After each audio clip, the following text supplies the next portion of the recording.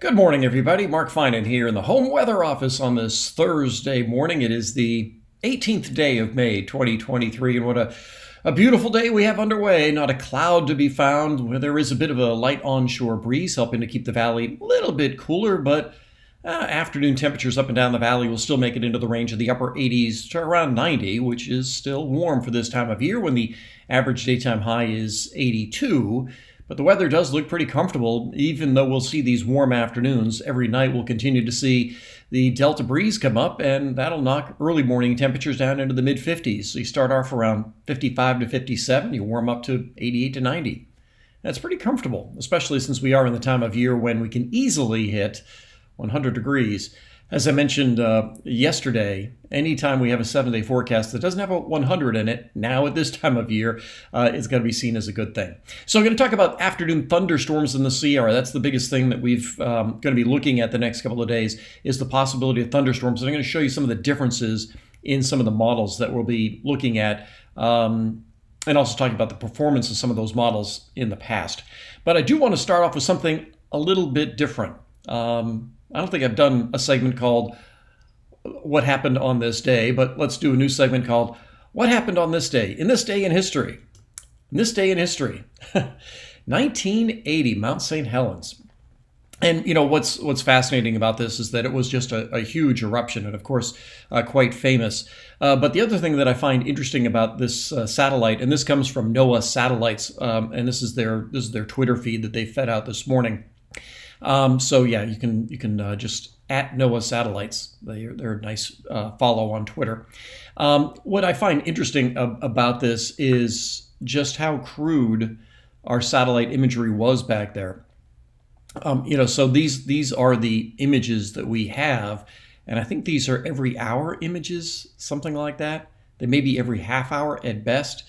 And as you can see, the detail on the satellites is much less than what we have now, and as well as the frequency. If this was to happen today, we'd actually have 1 minute imagery down to much lower resolution. But either way, you could see that there was some cloud cover, and then the eruption just blew on through, and then sent that smoke plume downwind. But yeah, that's what happened on this date back in 1980. All right, let's take a look at some different satellites. Let's take a look at our high-resolution photos for today. Extensive marine layer along the coast, as you can see here. So when you have the marine layer on the coast and you have the onshore breeze, yeah, you're going to get a relatively comfortable day up and down the valley. Snowpack in the Sierra, but clear skies. And all in all, things look just terrific over California, Oregon, Nevada. But there is going to be the possibility of some thunderstorms. Now, if I go a little bit farther to the north, up here toward the state of Montana, it doesn't look so good, does it? Have these big fires burning up in Alberta, and that's what you're looking at here over Montana and the Dakotas.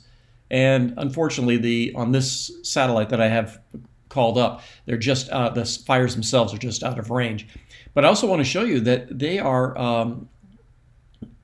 They're also the smoke is also taking over quite a bit of the East Coast. So there's Montana, there's the Dakotas, here's the Great Lakes. So the smoke is really going over a large part of the country, from Washington through the Intermountain West, and there's a little cold front end here. And every now and then we'll get some of that in the middle part of the country as well. So those are big fires that are burning up in Alberta and putting up a huge amount of smoke. But right now, anyway, with the current wind patterns we have, we're not anticipating we'll get any of that into California. All right, so let's talk about the possibility of thunderstorms. And I want to show you two different models here. And what I've got here is the HRRR model tomorrow. Today there's is going to be fine in the Sierra. So I'll show you the way the HRRR shows the day tomorrow. This is getting into the early afternoon. This is 4 o'clock, and now this is 5 o'clock in the afternoon, about the time you see the peak. So it does show a little bit of activity here and there, especially from, well, that's south of Topaz Lake. That looks like it's more like in the Bodie area and farther to the south. And then this model then dissipates everything as we head into early Saturday morning. But this model underperformed last Sunday. Last Sunday, Mother's Day, we had a lot more activity than what the HRRR was suggesting. So let's take a look at the NAM Nest model, not the NAM Nest model. Let's take a look at the NAM Nest. So let me back this up. So as we get into the day on Friday, this is Friday early afternoon, and this is 5 o'clock. You notice that there's a little bit more activity. There's a cell that's probably near Echo Summit. Don't expect we'll see a lot on Friday, but there will be a little bit more than what the HRRR is probably showing. But then Saturday is going to be the main day, and maybe Sunday as well. But this model will only go through Saturday. And what I want you to keep in mind is that if you are going to be in Tahoe this weekend, look at these thunderstorms. This is from Portola, Truckee, Tahoe, Kirkwood, the high country of Yosemite, which you really can't get to unless you have cross-country skis, and then all the way down toward the areas east of Bakersfield. Also notice the motion here. Notice that everything's moving from east to west, so we may, on Saturday, may get some of the clouds spilling down the hill, but I doubt we would get any of the rain spilling down below 5,000 feet. And we'll probably see a repeat of this on Sunday, but that's outside the range of this model right now. So I think this is more believable right now than what the HRRR is showing. The NAM Nest, the one I'm showing you now, performed much better on last Sunday, Mother's Day. So I'll go with the one that's hot right now, if you will. So the bottom line here is that if you do have plans to be in Tahoe on Saturday and Sunday, be aware that there could be some afternoon thunderstorms. But otherwise, the weather looks great.